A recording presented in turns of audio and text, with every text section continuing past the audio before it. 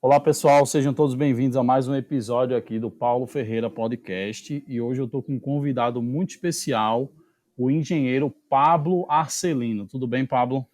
Tudo bem, prazer aí estar participando aqui desse podcast. Já estou acompanhando Que teu massa. trabalho aí há um tempo e já lhe parabenizei 1000 vezes aí pelo conteúdo. Isso é importantíssimo para a área da gente. Cara, muito obrigado, muito obrigado. E, gente, é o seguinte, o Pablo, eu vou fazer uma apresentação aqui rápida do Pablo, mas eu quero deixar um espaço aí também para ele falar mais alguma coisa. Mas o Pablo ele é engenheiro civil, ele é BIM Manager da Halt Incorporadora Design, que é uma incorporadora aqui de Recife, tá? De Recife, Pernambuco. Ele é sócio fundador da XMAC Projetos BIM e ele é o fundador do perfil do Instagram. Eu acredito que no momento você só está no Instagram, não é, Pablo? Isso, Pronto. Ele é o fundador do perfil Obra do Futuro, que é um perfil lá do Instagram que já tem mais de 6.400 seguidores e é onde realmente ele posta conteúdo aí sobre tecnologia em geral para a indústria da engenharia e arquitetura, não é, cara? Não é isso? isso. Tecnologia, BIM, Data Science e automatização para o setor eco. Massa, massa. E aí a gente vai conversar um pouquinho sobre essas coisas aqui, tá? E eu trouxe algumas perguntas aí para Pablo para a gente desenvolver esse bate-papo. Mas é isso aí. E aí eu já queria que Pablo já falasse um pouquinho da experiência dele, já falasse um pouquinho da experiência dele com o BIM. Eu queria que você começasse assim, compartilhando com a gente experiência sobre BIM, experiência sobre a tecnologia em geral aí. Pode Legal, ser? tranquilo. Na verdade, minha experiência com o BIM começou em 2014, quando eu estava fazendo um intercâmbio no Reino Unido. Eu não Bacana. fazia ideia do que era BIM. Fui procurar uma atividade extracurricular para fazer com o coordenador do setor de engenharia civil lá, é, Entendi. e, e ele veio com o conceito de BIM para construções já existentes.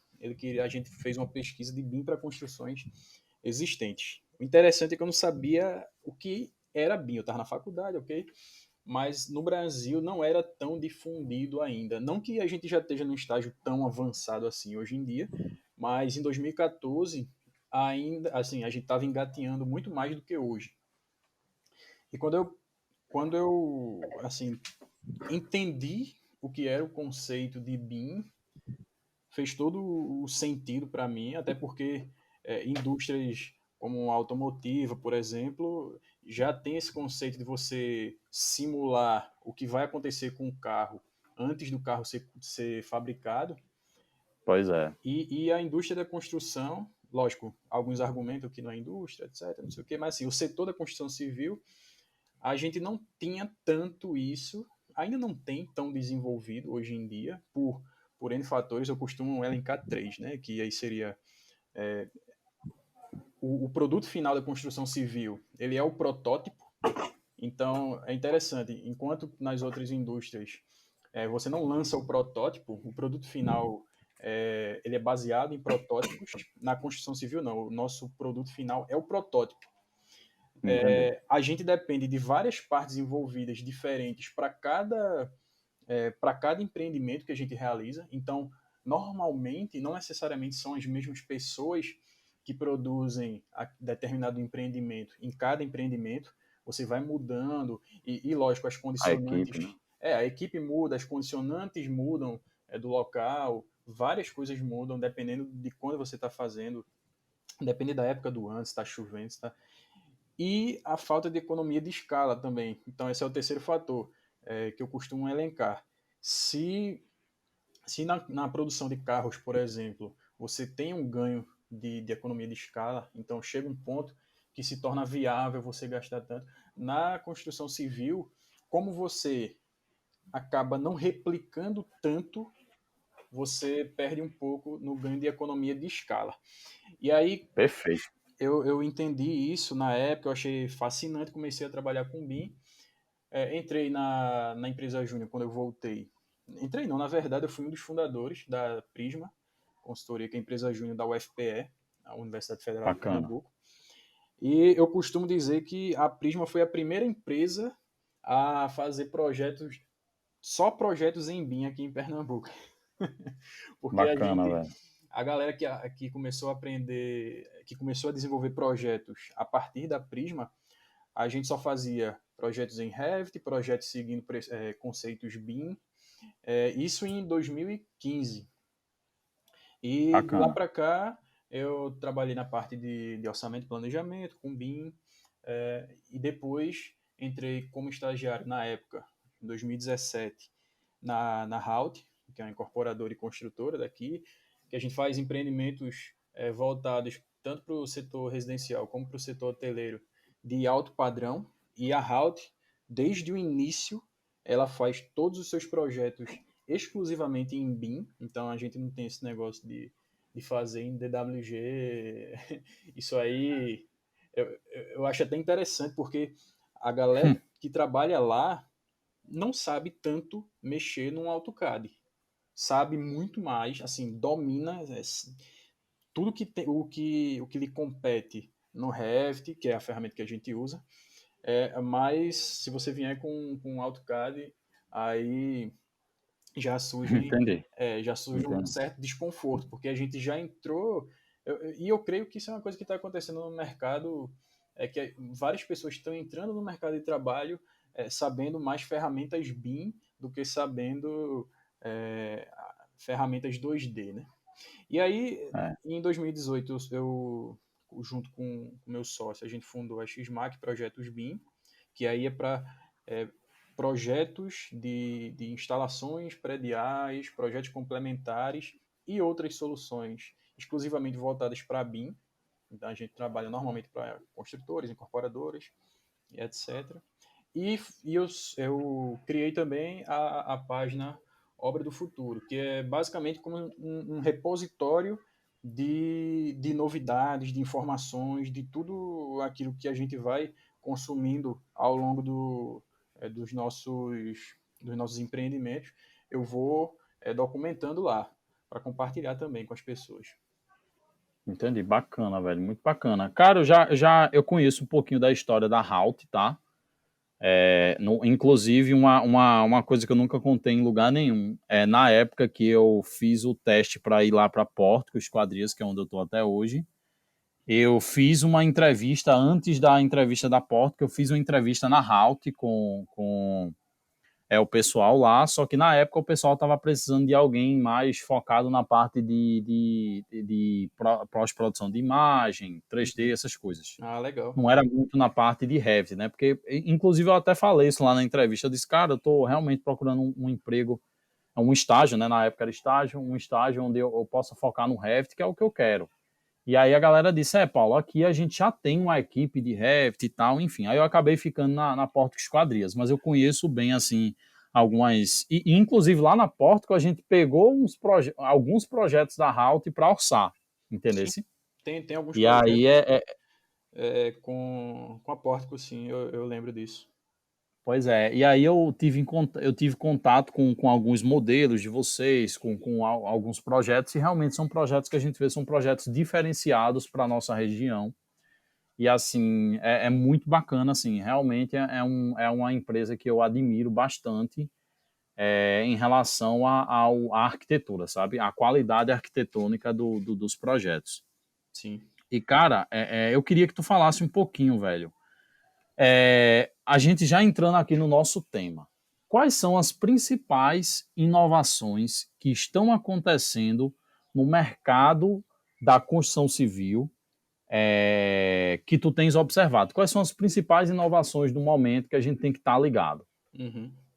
É, assim, eu vou tratar inovação com um conceito que eu acho que é de Murilo Gun, que ele diz que inovação é quando você envolve criatividade com empreendedorismo.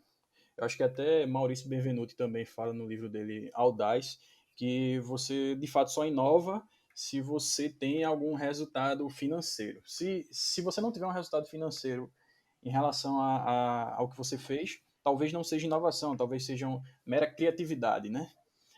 Entendi, bacana, bacana. Então, eu enxergo ainda BIM como uma inovação disruptiva mesmo, porque só para, de maneira geral aqui, BIM é a primeira, é a top of mind, é a primeira que me vem à mente, porque é um game changer. Então, BIM, como sendo um processo que envolve algumas políticas, processos e ferramentas, então tecnologia. Você não tem BIM apenas só como tecnologia, você não tem BIM só como processos ou como políticas. É um conjunto.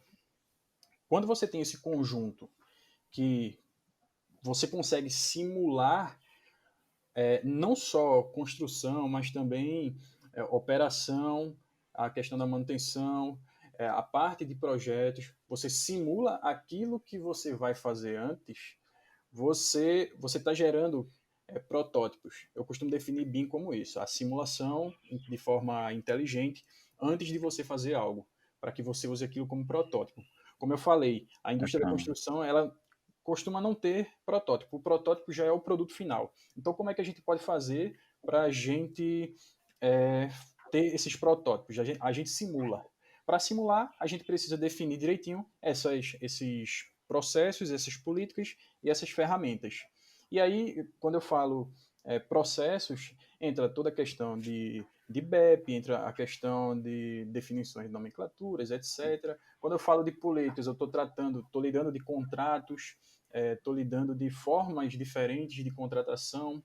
E quando eu falo de tecnologias, eu estou lidando com softwares paramétricos, exemplo, Revit, ArchiCAD, o próprio FreeCAD, que é um software open source aí que eu já brinquei um pouquinho, mas eu confesso que talvez ele ainda seja um pouco inviável, mas Entendi. e você envolve também dentro de tecnologia coisas que você pode utilizar para otimizar seu processo.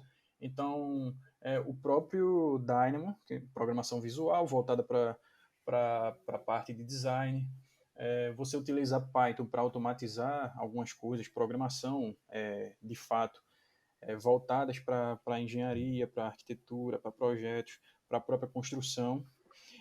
E aí, Sim, quando sim. você abre essa parte de tecnologia, aí você tem que BIM, você tem os dados. Então, com dados, você pode explorar esses dados para extrair insights e desses insights você tomar determinadas ações. Então, BIM eu vejo como a primeira, eu vou falar assim, inovação sob o ponto de vista de que você consegue extrair retornos financeiros, Financeiros. tanto de economia como para você também vender mais. Aí, Total, total. essa seria a primeira que me vem à mente. E aí, quando a gente fala de BIM, a gente está falando de quê? Modelagem da informação da construção. Isso aí todo mundo já sabe, né? Sendo que eu gosto de prestar atenção no termo modelagem da informação. Basicamente, o que é um modelo? Modelo é uma representação um pouco mais simplificada da realidade. Então, quando a gente está tendo aula de física, por exemplo, você fala, um modelo esférico para a Terra. A Terra, de fato, não é uma esfera perfeita, mas a gente utiliza um modelo mental que a Terra se comporta como uma esfera, porque você está simplificando a realidade. Mas essa Entendi. simplificação, ela serve suficientemente bem para aquilo que se deseja, que são fazer cálculos a respeito do comportamento da Terra. Quando a gente fala de modelo voltado para BIM, você modelar a informação, a gente está colocando uma simplificação da realidade, da nossa construção, da nossa obra e da nossa operação, manutenção, de forma que a gente consegue extrair informações desse modelo para que a gente tire alguns insights e tome determinadas ações a respeito do que está acontecendo. Então, eu acho que é importante a gente ter isso em mente. E aí, quando a gente lida com informação, modelar informação, a gente está lidando com dados. Então, esses dados Total. podem ser dados visuais, podem ser dados planilhados, podem ser imagens, podem ser o próprio IFC, BCF, TXT e por aí vai. A gente tem uma quantidade absurda de dados que a gente consegue explorar para extrair alguns insights e tomar as ações. Então, seriam as famosas ações baseadas em dados, né? Então, decisões baseadas em dados. E aí é que entra a questão de data science, que, na minha visão, é a segunda inovação, digamos assim, que pode mudar a forma que a gente. Que já tem mudado, na verdade, a forma como a gente faz projetos. Lógico, não só projetos, mas também como obras.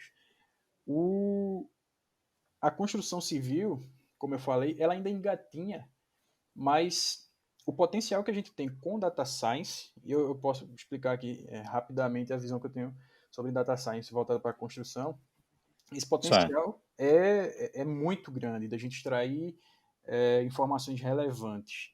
Então, é, relacionado à data science, é uma gama de tecnologias que a gente modela, a gente também faz modelos baseados em dados para extrair algumas informações. A gente pode coletar essas informações dos nossos modelos BIM, a gente pode coletar informações a partir do campo com a internet das coisas, com a IoT, por exemplo.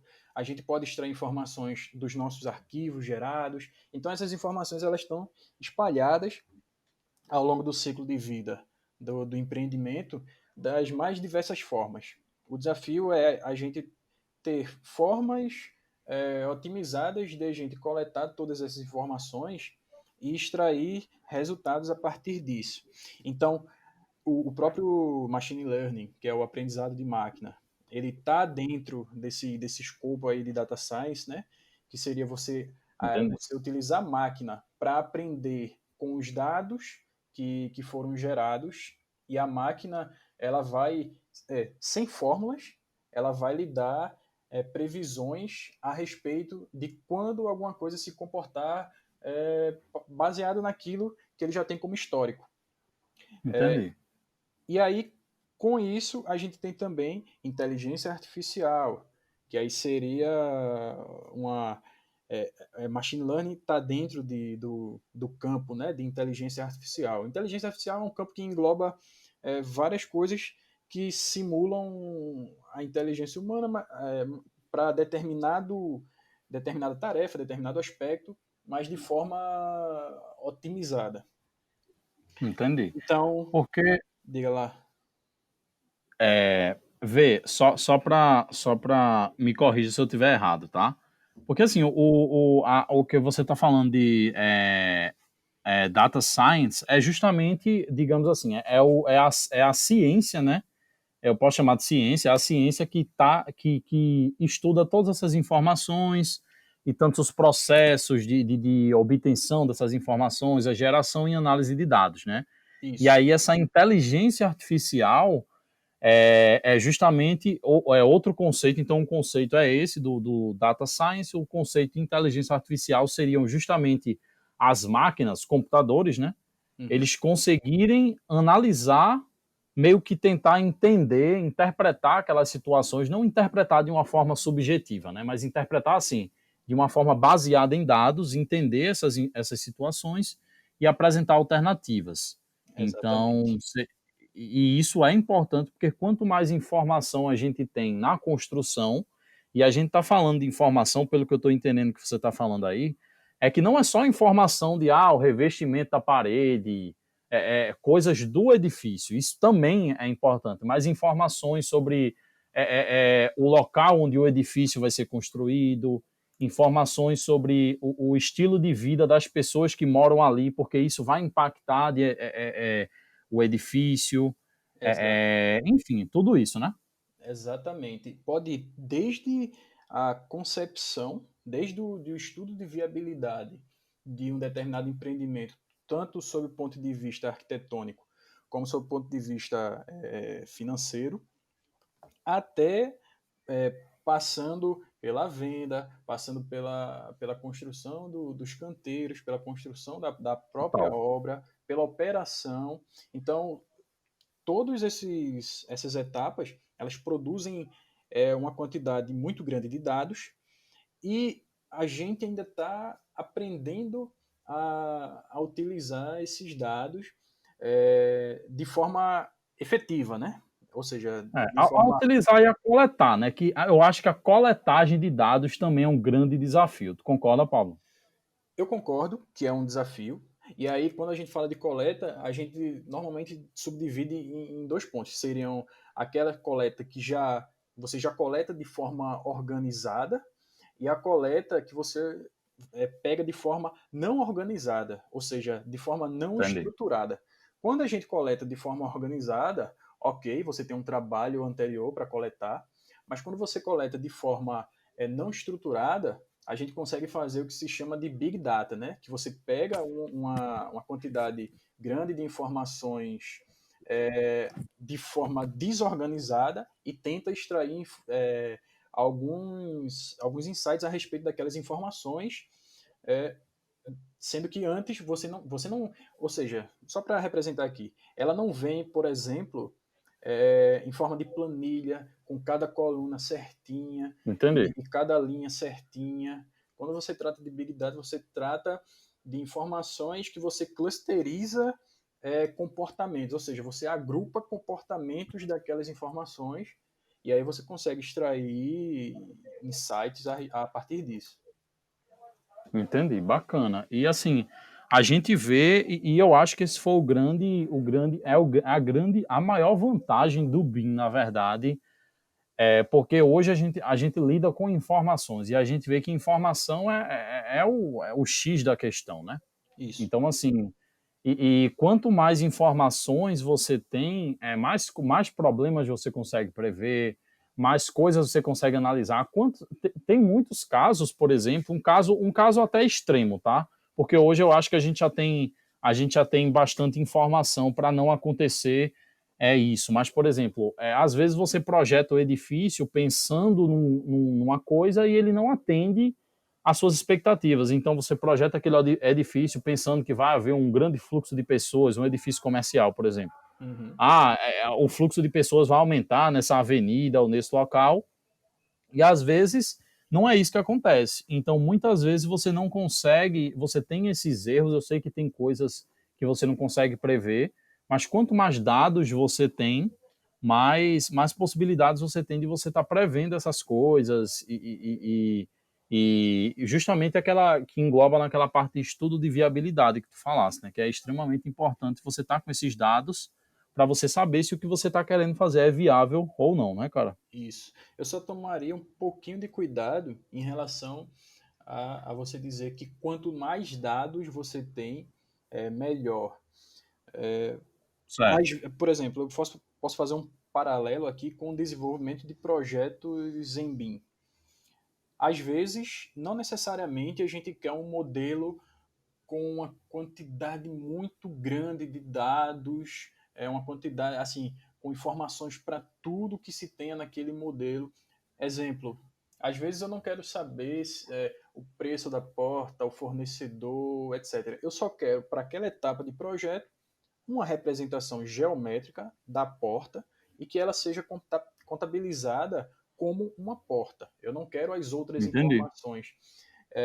Então, a informação, se você conseguir controlar isso, e aí é um pouquinho do meu trabalho como coordenador BIM também, porque assim, eu acumulo as funções de BIM Manager e coordenação BIM. Então, Entendi. a, uma das principais funções é você saber, a cada etapa do projeto, quais são as informações necessárias que aquele modelo deve ter naquele momento, entendeu? Então, Entendi. eu tomo muito cuidado quando eu vou dizer assim que quanto mais informações, melhor, entendeu? Entendi. Não, total, total. Tô lhe entendendo totalmente e concordo, tá? Eu acho que é o que a galera chama às vezes de over modeling, né? É, Exatamente, falando de uma forma mais específica para modelagem BIM, né? exatamente. Então, assim, às vezes as pessoas parametrizam as famílias demais. Por exemplo, na empresa que eu trabalho, a gente passou por uma experiência assim, a gente estava tentando fazer começou lá com o Ricardo, né? E depois eu entrei, enfim, depois vieram outras pessoas para ajudar também. Mas, por exemplo,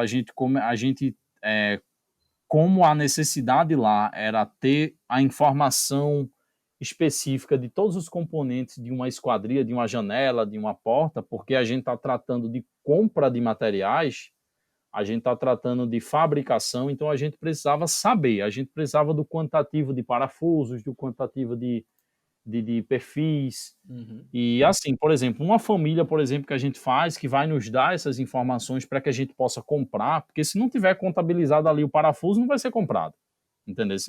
Uhum. Então, assim, era basicamente isso que a gente estava tentando desenvolver, estamos nesse processo ainda, né? E aí, cara, a gente viu, por exemplo, se eu pegar essa esquadria aqui e dar para um escritório de arquitetura, cara, eles só vão carregar o modelo deles com um monte de coisas que não competem ao escritório de arquitetura, né? Porque isso é Exato. muito informação interna. Então, eu acho que se encaixa bem no que tu está falando aí. Já aconteceu comigo também de receber modelos, porque pronto, eu coordeno os modelos que chegam na construtora e faço a parte da detecção de conflitos, etc. E aí já recebi modelos assim de estruturas metálicas que vinha com tanta informação que era até inviável você trabalhar com todos os arquivos juntos, pelo menos para abri-lo uma primeira vez, para a gente transformar, porque normalmente eu utilizo o Navisworks, então eu abro, transformo para NWC para utilizar no Navisworks, que é mais leve. Mas para você abrir a Entendi. primeira vez, eu já peguei modelo tão detalhado, com porca, arruela, todos os parafusos, uma estrutura metálica que é de um empreendimento lá de João Pessoa, o maior empreendimento residencial, um hotel, o maior empreendimento em estrutura metálica do Norte e Nordeste, em que vinham todos os parafusos, todas as porcas arruelas e todos os componentes dentro do modelo, que foi difícil abrir uma primeira vez para fazer essa conversão.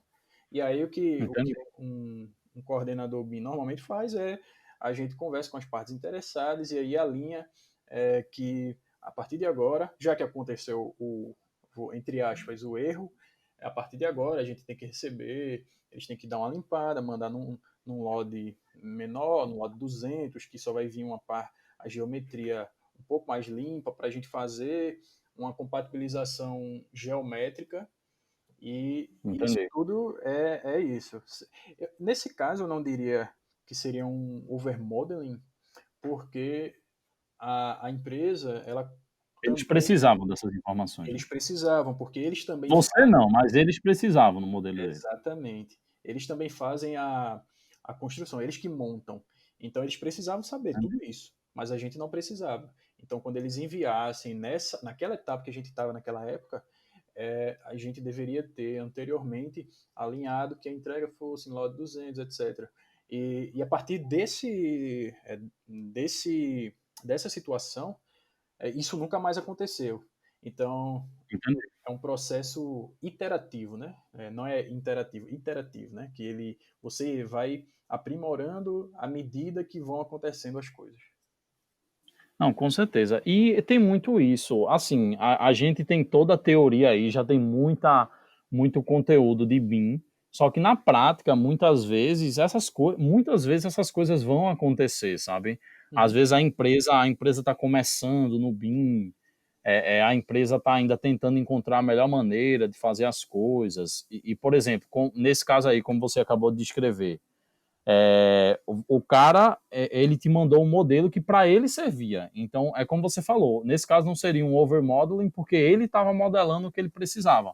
Mas aí você já não precisava disso e se fosse fácil, se fosse rápido abrir esse modelo, mas o problema é que não é.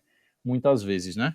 O problema é que lá na Portugal a gente já passou por questões assim, e aí nós tivemos o mesmo problema. Já chegou detalhamento estrutural, por exemplo, onde realmente, no caso Ricardo, eu não, né? Eu só ouvi as histórias e discuti com ele essas ideias. Mas, por exemplo, ele pegou modelos lá que, caramba, vinha extremamente detalhado e eram coisas que a gente não precisava. E às vezes se torna muito difícil, porque você passa a informação para o cara que enviou para você e o cara às vezes só tem aquele modelo. Ele não tem como ter esse controle de load para ele, sabe?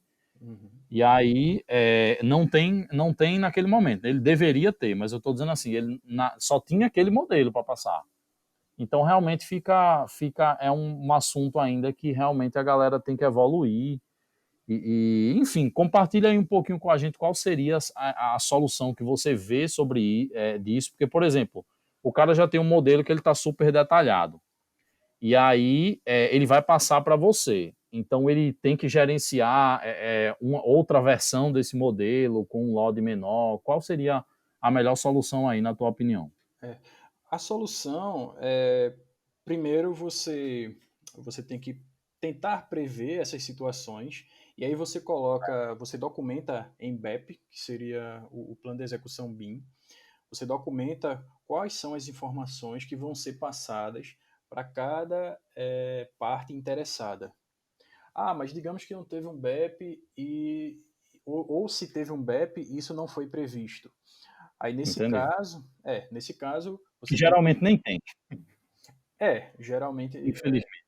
não tem. E aí nesse caso você tem que remediar. Então, se tiver um coordenador BIM, esse coordenador BIM ele pode intermediar entre as partes para que o modelo seja limpo e entregue da forma desejada, ou em casos um pouco mais urgentes, o próprio coordenador BIM ele pode limpar o modelo e disponibilizar uma versão do modelo mais limpa. Lógico, para ele limpar esse modelo, ele também precisa ter uma máquina decente. Então, o Com certeza. próprio para você ser um coordenador BIM, a sua máquina tem que ser minimamente decente. E aí, se quiser, eu posso até entrar aqui em especificações um pouquinho mais técnicas básicas. Então, você Fica à ter, vontade. você ter pelo menos 16 GB de RAM, você ter um processador bom.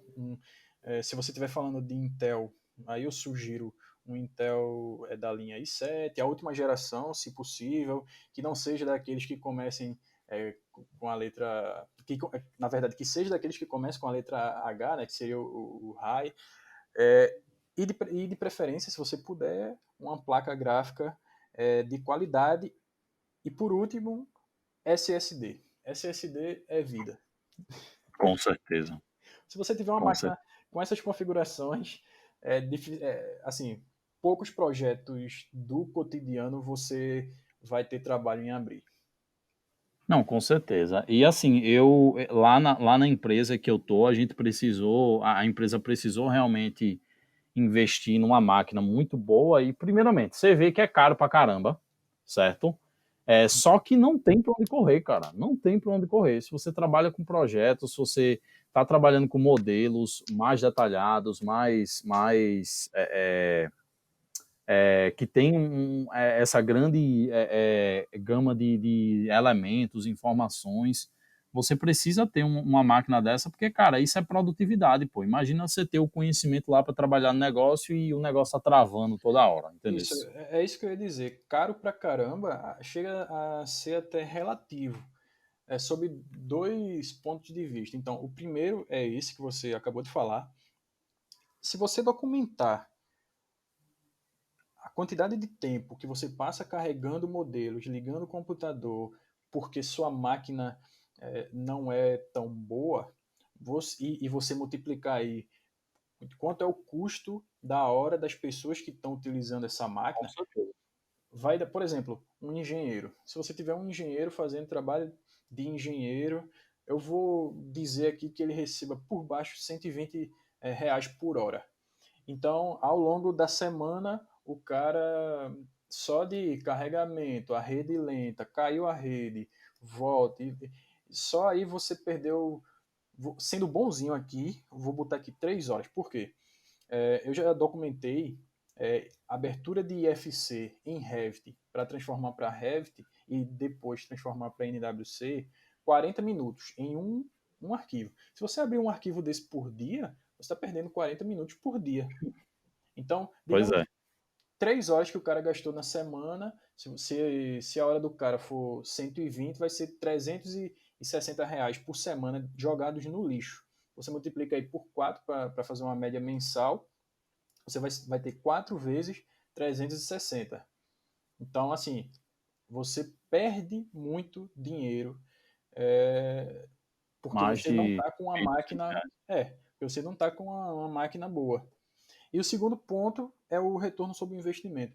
O retorno sobre o investimento de você utilizar BIM, pelo menos para fazer detecção de conflitos e compatibilização, ele é absurdamente grande. Eu já vi alguns artigos, eu confesso aqui que eu sou um rato dos artigos em BIM. Então, todos os dias eu olho um, dois artigos de BIM e o mínimo que eu já percebi de retorno raramente o retorno sobre o investimento é negativo.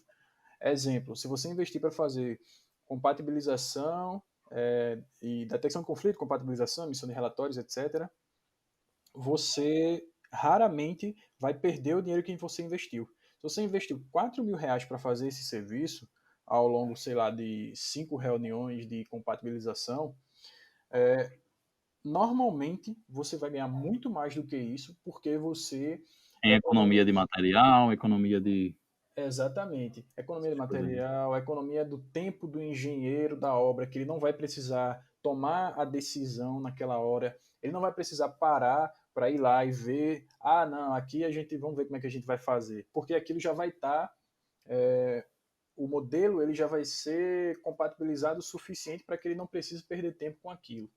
E também tem os Entendi. casos que, assim, por exemplo, furo de laje. Quanto é um furo de laje? Como é que é, a gente pode prever esses furos, já deixar o furo bonitinho para que o cara não precise chegar lá e furar a laje? Quanto é cada um desse furo? R$ 12? Então, Entendi. se tiver 50 furos que você não previu e vai ter que furar lá, quanto é que você gasta? O retorno sobre investimento, só sobre essa parte, já é muito grande. Então, em alguns artigos, eu posso até te passar o link depois se quiser. Você tem aí retornos de 2.000%. Imagina, 2.000%. É, o mínimo que eu achei, eu acho que foi 400%, alguma coisa nessa linha aí.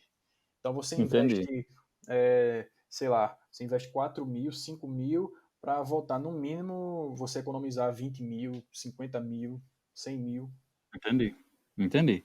É aquela questão. E eu acho que isso que você está falando é extremamente importante, porque algumas pessoas que estão investindo em obra, né, que não estão nessa parte teórica do BIM, não estão entendendo esses processos, eles têm uma dificuldade muitas vezes grande de enxergar isso, cara.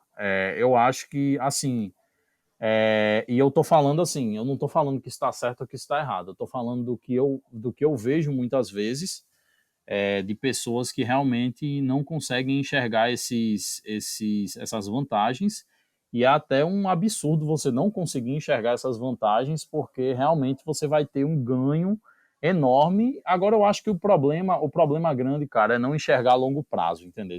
Uhum. Porque, por exemplo, às vezes o cara enxerga só o gasto que ele vai ter agora de 20, 30 mil com algum equipamento, não sabendo ele que aquele equipamento ele vai poder usar em vários projetos depois, né? Por exemplo, se for um computador, por exemplo, se a gente estiver falando de hardware, né?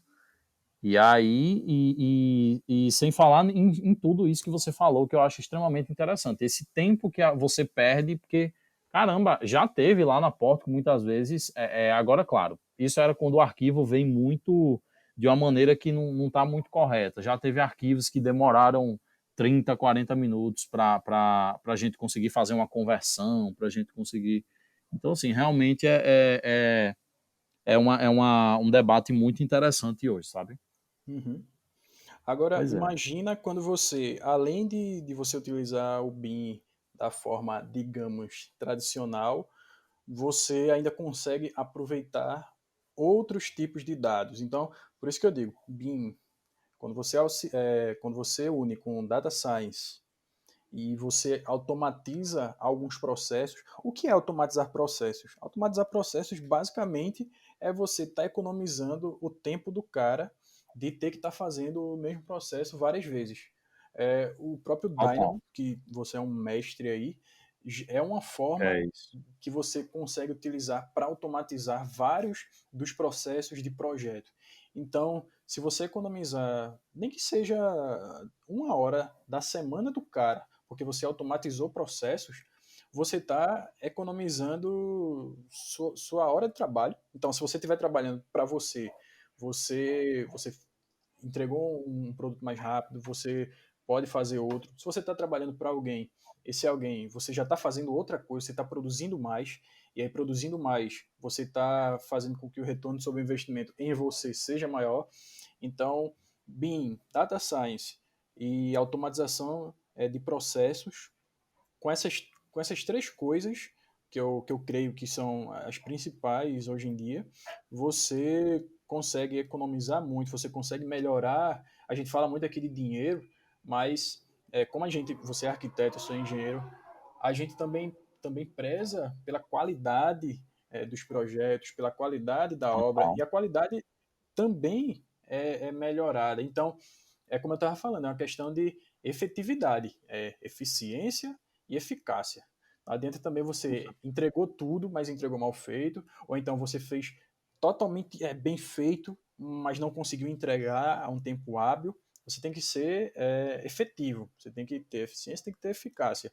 Quando você usa essas coisas da forma correta e de forma enxuta também, porque às vezes você tenta implantar essas coisas tudo de uma vez, e aí acaba atrapalhando mais do que ajudando, você perde mais tempo, dá errado, aí sei lá, a pessoa com quem você está trabalhando passa a não acreditar mais naquilo que você está fazendo, porque deu errado uma vez. Então você tem que ter calma, você tem que fazer um planejamento do que é que você implanta, do que é que você implementa, quais são os passos que você vai fazer devagarzinho, sem querer colocar tudo de uma vez, para que isso dê certo, para que as pessoas não tenham, não percam, para que você não perca a credibilidade e a própria, por exemplo, para que o BIM não perca a credibilidade, para que o próprio Data Science não perca a credibilidade, para as automatizações que você faz também não perca a credibilidade. Porque se você colocar o carro na frente dos bois e der errado aquilo que você está fazendo, digamos que você trabalhe para alguma empresa, e aquilo der errado, não são todas as empresas que olham erros com bons olhos, correto? Exatamente. Então, assim, eu sou muito a favor de você implantar tecnologias, processos, ferramentas de forma enxuta. Você ir colocando de pouquinho, testando, coloca mais um pouquinho, testa, coloca mais um pouquinho, testa, até que a engrenagem vai rodando de forma mais fluida. Pois é, eu acho, caramba, muito, muito massa isso que tu tá falando, porque isso é uma realidade que eu passo eu tô com um cliente agora que eu tô desenvolvendo uma série de rotinas para ele, sabe? E aí, cara, a gente vê a importância da gente ir no passo a passo, e de, por exemplo, a gente desenvolver uma solução. Beleza, aplica isso agora. Vamos discutir aqui como é que a gente consegue aplicar isso agora no dia a dia da pessoa.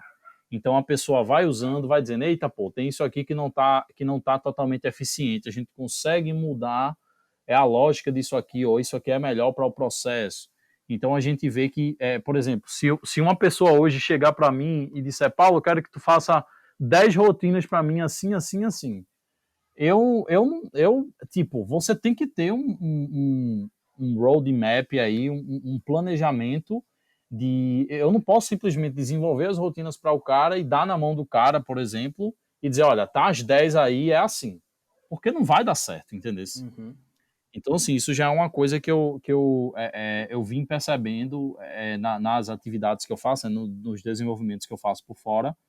E realmente é muito isso, cara. Muita coisa que você tá fazendo. O BIM, como ele ainda tá crescendo e tem muito potencial de crescimento aqui no Brasil ainda, Sim. muita coisa a gente ainda precisa adaptar ao nosso fluxo de trabalho. Muitas vezes o nosso fluxo de trabalho, na verdade, a gente precisa, quando chega essas inovações, essas soluções, onde não tem tudo resolvido, porque, por exemplo, nem tudo que dá para fazer com Dynamo já existe e já está documentado certinho para a gente saber exatamente o que fazer, concorda? Concordo. Então, assim, se você, por exemplo, quer automatizar uma certa atividade, você precisa desenvolver a lógica e testar. E Uhum. você pode estar certo ou não, ou você pode ter melhorias, né?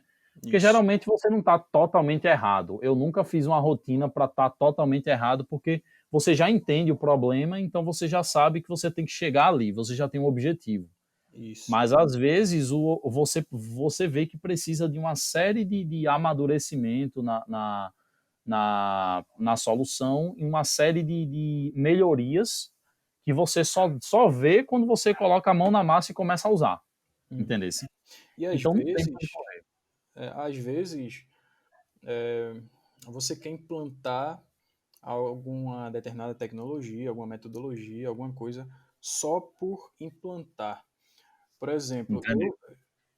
eu já vi pessoas querendo utilizar um Dynamo para fazer determinada coisa, sendo que existe não sei, um plugin para fazer Que já aquilo. faz o serviço. Lógico, você pode fazer isso para estudar, em casa e tudo, mas no trabalho, você querer reinventar a roda. Então, qual é o meu Total, fluxo? O meu fluxo de pensamento é o seguinte: estou precisando automatizar determinada tarefa, eu procuro se tem pronto, certo? total, Ah, tem total. E o pronto, caminho é esse. não tem pronto, aí sim, eu tento desenvolver alguma coisa baseada naquilo que eu quero fazer.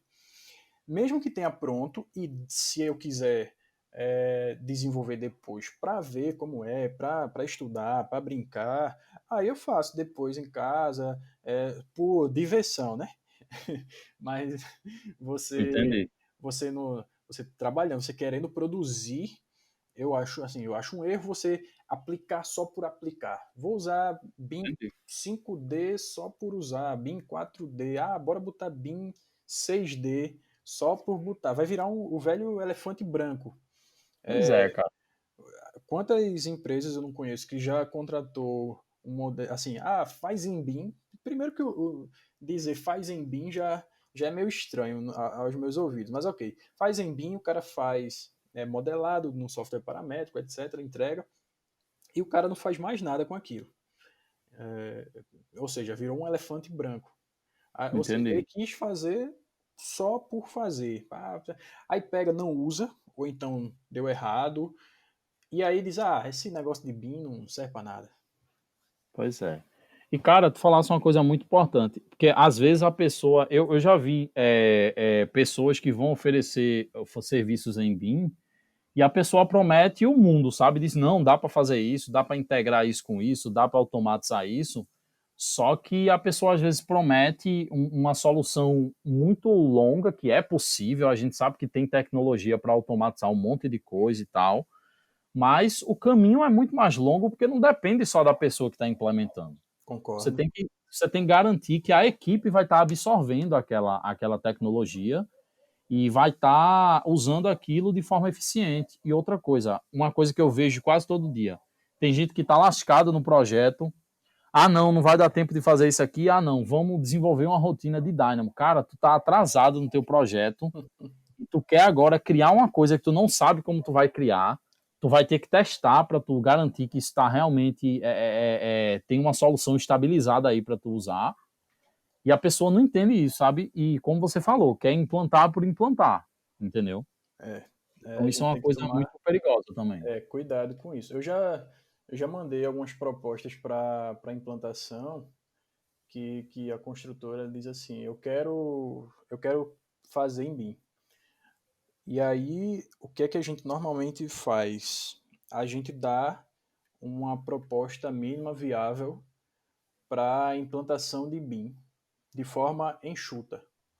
Então, Entendi. São poucos passos, poucas coisas que a pessoa tem que fazer para implantar de forma enxuta, colher resultados e depois daí você vai incrementando, né? Total, total, concordo totalmente com você. E aí isso serve para tudo, para BIM, para a parte de automatização, para a parte de data science. Não adianta, você tem que ir aos poucos e aplicando devagarzinho em coisas que vão de fato trazer resultados, porque no fim o que importa é isso para o empreendedor, é o resultado. Ou ele vai ter que economizar, ou ele vai ter que vender mais por conta daquilo. Pô, com certeza. Não, e é com certeza. É por isso que a gente tem que começar a ver mais as coisas com esses olhos, com os olhos do empreendedor, porque não adianta, pô. Se, por exemplo, se por exemplo, é muita gente que prega que a questão do Revit, o Revit é mais rápido que o AutoCAD, que já é uma visão errada, porque são metodologias diferentes. Então, assim, eu sempre falo que não tem como você comparar diretamente AutoCAD com Revit, cara. Não tem porque Revit é melhor, né? Não, exatamente. Revit é melhor Não, e eu tô brincando. mas assim, é outro conceito, cara, é outra coisa, sabe? É outra coisa, exatamente. Pois é, e a galera, e eu vejo muito isso, tá? Revit, AutoCAD, enfim, a galera comparando, não, porque Revit é melhor. E assim, Revit é melhor e é melhor, eu sei que ele é melhor, mas tem um motivo por ele ser melhor, não é porque o AutoCAD é um programa mais obsoleto do que ele. Não, o AutoCAD ele Uhum. até está muito atualizado agora para o que ele se propõe a fazer, Exatamente. entendeu? Não, Então, assim, a galera eu não acredito nem que eu vou fazer isso aqui, mas assim, o AutoCAD ele ainda tem as suas aplicações. Eu concordo, conheço muita gente, principalmente arquiteto, que em algumas etapas do fluxo de trabalho eh, eles preferem utilizar o AutoCAD por N motivos. Por mais que, na minha visão, dê para fazer no Revit qualquer coisa, mas assim, eu conheço alguns, assim, arquitetos renomados, o próprio que era lá que faz os projetos da Halt, junto com o Tiago Augusto Magno, que é uma conheço, das referências em BIM, em Revit. Ele usa em algumas partes do fluxo de trabalho o AutoCAD para fazer uma coisa ou outra. Então, assim, tem ainda, querendo ou não, suas aplicações para algumas pessoas. Fora que, para algumas pessoas, o fluxo totalmente em Revit não funciona, por exemplo. E, entende? assim como você desenhar à mão, fazer um croquis antes de colocar para o modelo, você consegue utilizar o AutoCAD para fazer alguma coisa antes daquilo ali ser de fato modelado, né? Total, total. Pois é, interessante esse ponto de vista. E a galera tem muito isso mesmo. Ah, não, não vamos usar mais porque é só Revit agora. E assim, e você tem que ter o resultado com aquilo, sabe? Não adianta, por exemplo, uma empresa que ela já vem de 10, 15 anos utilizando o AutoCAD para tudo, aí ela dizer, não, vamos usar tudo o Revit agora, mas aí não conseguir dar o resultado. Então tem que ir aos poucos. Eu gostei muito dessa parte que tu falasse aí, é de realmente você tentar fazer uma implementação enxuta da tecnologia e Isso, ir aos poucos, né? isso. Acho E que aí isso é muito importante. serve para qualquer coisa que você vá implantar de inovação. Por exemplo, Entendi. tem um conceito que eu acho fascinante ultimamente, que é o chamado gêmeos digitais. Você já ouviu isso falar? Já vi na sua página. Bicho, Já tinha ouvido em outros, eu já tinha visto alguns artigos que eu li, mas eu vi lá na tua página recentemente. uhum. É, Certo. o que seria esse gêmeo digital? É uma representação digital de determinado empreendimento que ele responde em tempo real ao que está acontecendo no empreendimento. Normalmente por meio de algumas tecnologias como internet das coisas, câmeras de monitoramento, classificação de imagens, etc. Então, imagina, serve não só para o empreendimento pronto, como para canteiro também, como para obra, pós-obra, etc. Imagina, Entendi. você tem lá seu canteiro de obra e você tem um gêmeo digital daquele canteiro. Em tempo real, por meio, por exemplo, de chips, de localizadores, você sabe exatamente onde estão os materiais, você sabe por meio de imagens, onde, assim, por detecção, utilizando machine learning para detecção de pessoas na imagem, você sabe onde estão cada pessoa da obra, e aí você tem todo um mapa de calor dessas pessoas, você consegue analisar tanto a parte de segurança do trabalho, como a questão de suprimentos, se está acabando, se não está, etc. Isso é lindo, correto? Sim, Agora, total. a maioria das empresas está num ponto de implantar isso? Talvez não. Talvez tenha que ser feito um trabalho anterior para depois você pensar em chegar nesse nível. Então, não adianta eu chegar querendo implantar um gêmeo digital em quem não utiliza nenhum BIM, Direito. básico, por exemplo. É. Mesma E porque coisa, assim, pode falar. porque e ainda tem aquela questão, cara. Tem gente usando o BIM que já tá no Revit, já tá eu falo Revit porque é a mais comum, tá? É a plataforma BIM mais comum, a plataforma BIM não, o software BIM de modelagem mais comum.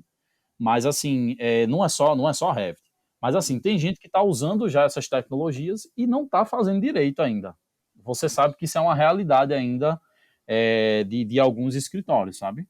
Isso. Mas o que eu diria é que no futuro, assim, BIM, primeiro que eu enxergo o BIM como sendo, se você for analisar o conceito de BIM, modelagem da informação da construção, não tem muito como extrapolar esse conceito com outra coisa. Ah, qual é o que vem depois do BIM? Eu não sei, porque o que você conseguir imaginar aí, na minha visão, Sabe? acaba se encaixando em BIM. Bacana. Então, assim, o BIM, ele é o. Ele está sendo presente, mas no futuro ele vai continuar muito forte. Eu não sei como extrapolar. Talvez aconteça alguma coisa, mas assim, a princípio eu não sei como extrapolar o BIM. Data Science, gêmeos digitais, a design generativo, que aí vira processos iterativos para geração de, de designs otimizados. E tem muita gente falando também que o próprio blockchain vai, vai transformar o mundo, assim como a internet transformou o mundo a partir da década de 90. Entendi. Lógico, o que a gente pode fazer é ficar atento a essas tecnologias, atento a esses novos processos, esses novos paradigmas, testar, tentar utilizar o que for possível, fazer uns testes aqui e ali, o que funcionar, continua utilizando, o que não funcionar, a gente exclui, ou então testa de novo de forma diferente depois. Mas, como eu disse a você, com calma, de forma enxuta e tentando trazer benefícios reais para os empreendimentos. Bacana, bacana. E eu acho que isso é o mais. É o passo aí, né? Não adianta, mais uma vez, só repetindo o que você já falou, não adianta você querer. Você está vendo que hoje já existem coisas para você chegar muito longe, mas não adianta querer. Eu acho que você tem que se preocupar em ter uma base sólida, né, na tecnologia BIM e ter uma base enxuta e sólida. Eu acho que esse seria o primeiro passo, não é isso? Uhum. E aí depois você procurar evoluir. Você ir evoluindo, porque depois vai ser mais fácil, cara. Tu Isso. já estando os seus modelos todos em BIM, já estando o seu processo em BIM, todo bem fundamentado para você escalar isso aí, para você acrescentar, já é muito mais eficiente. Mas E eu. Pablo, Opa, diga. diz, pode dizer. Não, é só uma coisa que eu queria deixar assim, é que, primeiro, é interessante que mesmo que a gente saiba que a gente tem que ir devagar de forma estruturada, a gente manter a cabeça aberta para essas novas tecnologias, para esses novos processos e não se Sim, fechar. sim. É muito importante quando a empresa ela preza por inovação, ela preza por tecnologia, ela dá espaço para as pessoas testarem coisas, ela dá espaço para as pessoas errarem. Isso é importantíssimo. E a gente sabe que muitas das coisas elas só funcionam quando vem de cima para baixo. Então, Sim. se, muitas vezes, se um funcionário quer implantar BIM na empresa, ele tem que convencer o chefe, tem que convencer o dono, porque vem de cima para baixo. E se a empresa tiver uma cultura de inovação, de teste, uma cultura mais ágil, aí facilita bastante. E lógico, uma das intenções da obra do futuro é justamente manter as ideias arejadas para que a galera fique com a cabeça sempre Sabe o que tá rolando. sabe o que está rolando e sempre pensando em fazer alguma coisa diferente. Entendi, entendi. Interessante. E, gente, realmente o conteúdo lá da página do Pablo é foda, sabe? É um conteúdo assim que tu tens uma forma simples, bem direta de mostrar as coisas e eu gosto bastante, tá? Eu realmente gosto bastante, sempre fico acompanhando lá e volta e meia, enfim, aprendo uma coisa nova lá. E Pablo é um cara que tá sempre estudando aí sobre BIM, sobre tá tanto na parte, não é um teórico, né? Porque você tá tanto na parte prática do negócio, tá colocando a mão na massa todo dia, nos softwares, nos processos, como você tá lendo artigos se informando do que há de mais novo, né? Isso, minha Eu principal acho. diversão é colocar em prática o que eu acabo lendo nos artigos. Cara, isso é muito massa, é muito massa. Enfim, eu posso perceber que é um assunto que você gosta, é um assunto que você gosta de conversar, gosta de estar por dentro. E, cara, muito, muito foda isso, tá? Muito massa. Parabéns demais pelo teu trabalho. E, cara, a Valeu. gente tem vários assuntos que a gente pode falar aqui, mas eu acho que eu queria finalizar, que eu acho que meio que tu já respondesse. Eu não sei se a gente tem tempo para entrar em design generativo, era um dos assuntos aqui. Deixa eu eu queria que tu fizesse apenas um comentário sobre isso, tá? Design generativo é um assunto que eu estou entrando agora mais a fundo, tá? Tanto a parte teórica do negócio quanto a parte prática, eu estou vendo algumas possibilidades. E a primeira possibilidade que eu descobri que é interessante é que não tem só Autodesk nessa parada, entendeu? Uhum. Assim, às vezes a gente viu que houve uma grande venda desse Revit 2021, que tem agora o botãozinho lá para você Exato. fazer. Então, assim, todo mundo, caramba, caramba, design generativo. Mas, assim, gente, a Autodesk é só uma das soluções que você tem hoje. Existem outras plataformas totalmente na nuvem, tá? Para você fazer estudos, para você, enfim, ter opções de design, né? Opções de design geradas através de algoritmos e opções de design otimizadas, como o próprio Pablo falou aí há alguns minutos atrás. Cara, eu queria que tu falasse um pouquinho sobre isso, sobre o que é que tu acha do design generativo, enfim, compartilhasse um pouquinho aí dos teus pensamentos sobre esse tema, beleza? Uhum. É, a questão de design generativo, eu já fiz ah, alguns trabalhos com foco em design generativo. Foi uma própria geometria em parceria com uma arquiteta, num concurso, para um empreendimento em Suape.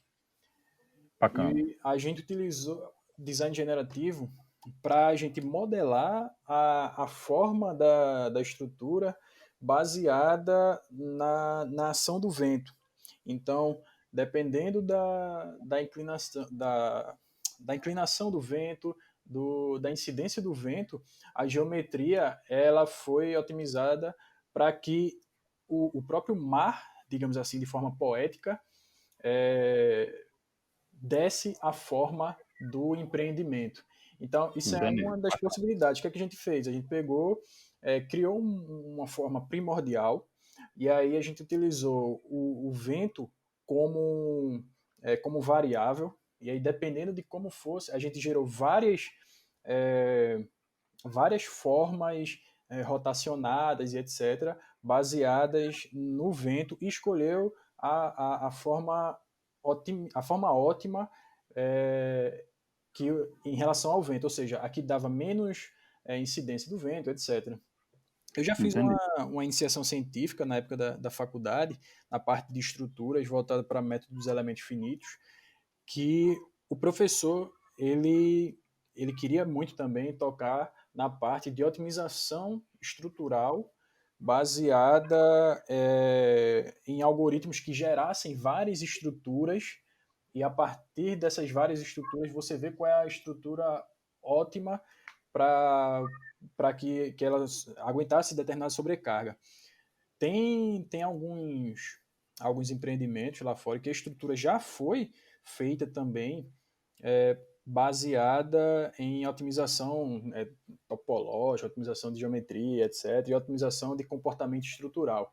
O que eu quero dizer com isso? Entendi. Quando a gente pensa em design generativo, a gente pensa muito em arquitetura, então a gente pensa muito em gerar várias soluções, várias opções de design e escolher, utilizar o ser humano para ir categorizando e escolhendo e filtrando, e aquela geometria vai evoluindo para a melhor possível, mas isso tem acontecido também em outras áreas, então eu queria só abrir aqui a mente para que, por exemplo, na parte estrutural, isso pode acontecer, a parte Total. de map, a parte de instalações prediais, isso pode acontecer também.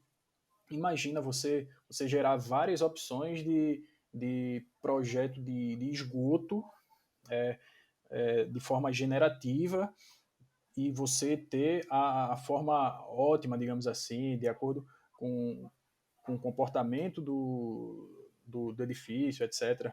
Então, eu até brinco com as pessoas, com amigos arquitetos e colegas, que eu fico dizendo assim, você vai perder sua função aí, viu? Porque vai ser automatizado. E aí, lógico, é uma brincadeira. Eu falo isso porque o que eu realmente acho é que processos repetitivos eles vão ser automatizados e Sim, total. o arquiteto, o engenheiro, o construtor, ele vai ter que estar pensando muito mais além, ele vai ter que estar pensando em partes estratégicas. Então, se o arquiteto está acostumado a fazer plantinha, se ou então está acostumado a renderizar umas coisas, se o engenheiro está acostumado a fazer um projeto da mesma forma que ele fazia há 10, 15 anos, e ele continuar só fazendo isso, a chance dele ser substituído é grande. Ele tem que se adaptar a utilizar essas ferramentas para entregar projetos melhores, para entregar projetos é, mais otimizados. Então, Com eu acho que certeza. o futuro a gente vai direcionar para isso. Ah, mas vai demorar? Não sei porque. Cara, as coisas são muito rápidas, as mudanças acontecem de forma muito rápida, assim. Tem gente que eu acho que fica se garantindo, vai demorar, então não vou estudar isso agora não, não vou querer entrar nisso agora não. Mas, cara, a mudança ela não é, ela é muito rápida, cara. Ela acontece de uma forma muito rápida tipo, amanhã pode surgir uma solução que deixe, por exemplo, o design generativo mais acessível para os arquitetos de uma. Tá entendendo? Não, e essa mudança ela vem de forma exponencial. Acontece o que aconteceu com a própria Covid. O que é que. Quem é que esperava que ia chegar tão rápido? O negócio um dia estava na Exatamente. China, daqui a pouco o negócio foi para a Itália e de repente o Brasil é o epicentro. Por quê? Porque a quantidade de infectados dobrava, triplicava, quadruplicava a cada dia. Então, acontece a mesma coisa com tecnologia. Existe uma lei até famosa chamada Lei de Moore, que era um engenheiro da Intel, que ele dizia que a capacidade de processamento computacional dobra a cada 18 meses. Ou seja, o número de transistores que dá essa capacidade de um processador conseguia dobrar a cada 18 meses. Essa lei ela tem sido, de certa forma, cumprida até hoje, apesar de algumas pessoas argumentarem que ela já não está sendo cumprida, mas assim, no geral, ela tem sido cumprida até hoje e a capacidade de processamento computacional dobra a cada 18 meses. Então, se hoje eu tenho um poder de processamento computacional, é, sei lá, X, daqui a 18 meses é 2x. Então, imagina o teu computador hoje que daqui a 18 meses vai existir no mercado um computador que vai ser 2 vezes mais rápido que o teu computador. O que é que isso possibilita? Isso possibilita que as tecnologias elas sejam mais rápidas, elas sejam mais otimizadas, etc. E de repente essa mudança de paradigma pode engolir, que nem a Covid chegou e de repente engoliu a sociedade, essa mudança vai acabar engolindo porque é um crescimento exponencial. Concordo totalmente. E é muito isso, veja, a gente está vendo o Dynamo, só para finalizar essa questão, eu acho que a tecnologia ela evolui e muitas coisas se tornam acessíveis, muitas coisas que antes eram muito complexas, elas não deixam de ser complexas, mas elas se tornam mais acessíveis. Me corrija se eu estiver errado, Pablo, você é o expert de tecnologia, mas o que eu vejo hoje na prática é que muitas coisas elas são complexas e não estavam acessíveis aos arquitetos, como por exemplo, programação dentro do Revit. E aí, quando surgiu o Dynamo, você deixa essas funcionalidades, pelo menos o básico, a base assim, você deixa essa tecnologia acessível para arquitetos. Então, hoje você tem uma linguagem visual lá para você mexer. Então, qualquer um, mesmo que não entenda de programação, consegue chegar lá e já fazer alguma coisa. Beleza que se você quiser avançar, se você quiser fazer algoritmos muito mais avançados, aí não tem para onde correr, tem que ir realmente para a linguagem textual, para você realmente ter mais poder. É o Mas para Dynamo, você já usar isso, é o- você, qualquer um... Oi? não, desculpa, o Dynamo é realmente uma porta de entrada muito acessível para Pois é, cara. arquitetos, e eu acho importantíssimo que arquitetos e engenheiros também, viu? Eu vou dizer que Sim, a sim. gente, eu até falei ó, um dia desse a tu que a gente tem a cadeira de programação na faculdade de engenharia, mas mesmo tendo muitos engenheiros, eles não dão tanto valor, ou se dão valor depois por não utilizar, acabam não mantendo essa refrescado na sua mente essa questão de programação. O próprio Tim Cook da Apple falou uma vez que é preferível aprender programação do que aprender inglês. Então, Caramba. então, assim, eu acho importantíssimo essa acessibilidade que o Dynamo acaba trazendo, porque é uma programação visual, é mais simples. Eu já programava antes de utilizar Dynamo e, e eu vejo, assim, quando eu comecei a utilizar Dynamo, eu vi que era muito mais simples e eu disse, caramba, isso aqui é muito acessível. Uma pessoa, Sim, sim. isso aqui como porta de entrada é muito bom para você entrar no mundo aí da programação. Depois disso aí você vai, depois tá mexendo já em assembly. Pois é, pois é. Não, e assim, para quem quer se especializar é o caminho. Eu encontro a necessidade de fazer mais coisas mais complexas. E hoje eu iniciei já meus estudos aí no Python, tá ligado, assim, e aos poucos, né, também, só que aos poucos de forma constante e eficiente, né, porque Isso. também se você ficar sentado em casa, aos poucos eu vou aprendendo, aí o mercado lhe engole, entendeu? É, Então, você, assim, é isso. você falou Mas certo, é isso. aos poucos de forma constante. O que vale é a É, constância. exatamente. E aí é isso aí. Então, Pablo, queria te agradecer demais por esse bate-papo. Eu que É, agradeço.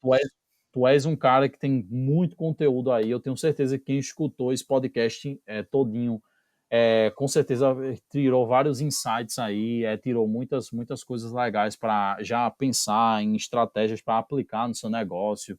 Se você está escutando aí e você não usa a BIM, cara, você já está atrasado. Vamos começar aí de forma objetiva, mas de forma constante aí para você conseguir evoluir, beleza? E, cara, mais uma vez queria te agradecer demais, cara. E, gente, vou deixar todos os links aqui do Pablo. Se você está escutando isso pelo YouTube, vai estar aqui na descrição. Se você estiver escutando isso pelo Spotify, vai estar lá o arroba do Obra do Futuro. E vai estar lá os links, e vai estar lá, enfim, você entra lá no arroba e vai estar lá a página do Pablo, tá? Então, Pablo, muito obrigado. Enfim, quer divulgar alguma coisa para a galera? Quer falar aí alguma coisa? Fica à Não, vontade. obrigado também, obrigado pela oportunidade, parabéns pelas iniciativas, tanto em podcast como no próprio Instagram, no YouTube. É isso, como eu já falei, é importantíssimo para a área da gente essa divulgação. E aí, quem quiser seguir Obra do Futuro, pode seguir. Quem quiser seguir Pablo Arcelino, pode seguir. Também tem a XMAC Projetos BIM, pode seguir. E na Obra do Futuro eu vou lançar um e-book. Quem quiser se cadastrar na lista de espera desse e-book, que é sobre implantação otimizada, implantação enxuta de BIM, tem lá um linkzinho no Instagram. E aí em breve eu devo estar lançando. Bacana, bacana. Pronto, então, se você permitir, eu coloco esse link aqui também na descrição do vídeo, certo? No Pode YouTube, sim. a galera. E é isso, galera. Então, muito obrigado aí por ter escutado e até a próxima semana com mais um episódio aqui do Paulo Ferreira Podcast. Valeu!